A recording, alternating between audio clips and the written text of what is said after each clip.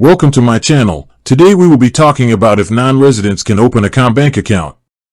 The short answer is yes, non-residents can open a bank account with Commonwealth Bank of Australia, or CommBank. In fact, you can even start the process online before you arrive in Australia. CommBank allows you to open a specific type of account, called an everyday account, up to 14 days before you land in Australia.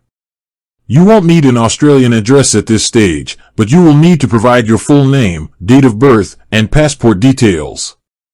Once you arrive in Australia, you must visit a CommBank branch within 20 days to verify your identity.